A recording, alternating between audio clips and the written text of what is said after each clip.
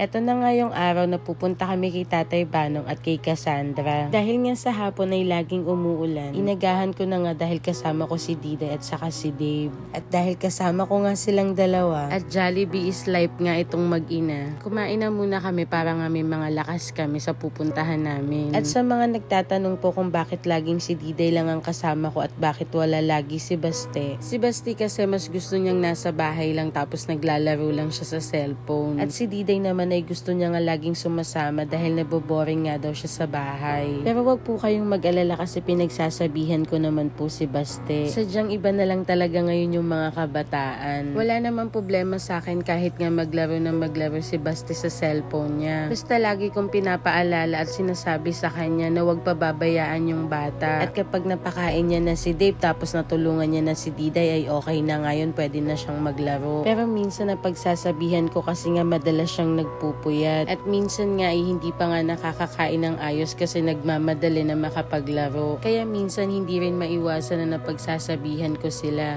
At lalo na nga ay nasa poder ko sila kaya sagutin ko sila kung may mangyari. At alam ko naman na nauunawaan nila yun.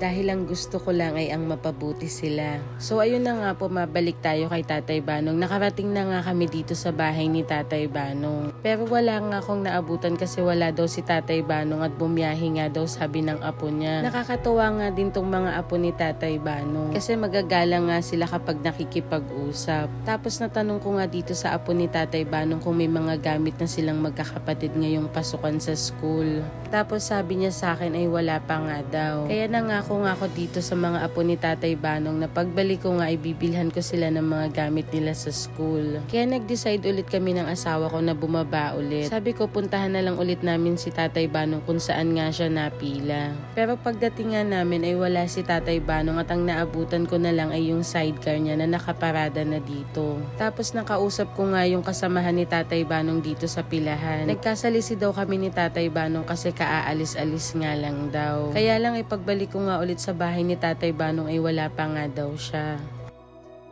Kaya kinabukasan nga ay dumiretso na agad ako dito kung saan nga napila si Tatay Banong. At dito nga inaabutan ko si Tatay Banong na kumakain nga dito sa loob ng sidecar niya. Natutuwa talaga ako dito kay Tatay Banong. Dahil sa tuwing magkikita nga kami ay yung mga ngiti nga niya ang sumasalubong sa akin. At sa tuwing nag-uusap nga kami, lagi niyang sinasabi sa akin yun na masaya nga daw siya pag nakikita niya ako. Lumalakas daw siya kapag nakikita niya ako kaya sabi ko sa kanya, naku, binobola mo pa ako. At ang lagi kong unang tinatanong sa kanya ay kung kumusta nga siya. Pero alam ko na kahit nga may mga pinagdadaanan siya at nahihirapan siya, ang lagi niyang isasagot sa akin ay okay lang siya at kaya niya pa. At lagi niyang ipagyayabang sa akin na malakas pa nga daw siya. Pero alam ko na kahit hindi sabihin ni Tatay Banong na sa edad niyang yan ay nahihirapan na din siya. At kahit kailan nga ay hindi yun pinakita sa akin ni Tatay Banong. At wala din akong daing o reklamo na naririnig kay Tatay Banong. Basta pag nagkikita kami ay puro saya nga lang yung pinapakita ni Tatay Banong at nagkikwento lang siya ng mga masasayang nangyari sa kanya.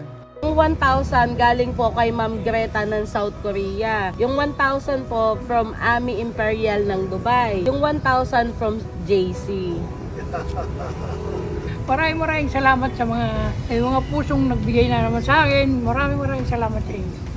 At kung ano man yung natatanggap mong blessing, Tatay Banong, alam ko na deserve mo yan. At sana ay mas lalo ka pang i-bless ni Lord. Sana ay bigyan ka pa ni Lord ng mahabang buhay at malusog na pangangatawan. Kaya muli mamimili at mamimigay ulit ako ng blessing sa lahat ng mag-share ng video ito, magla-like at magpa-follow kay Batcha TV. Yun lang po at God bless!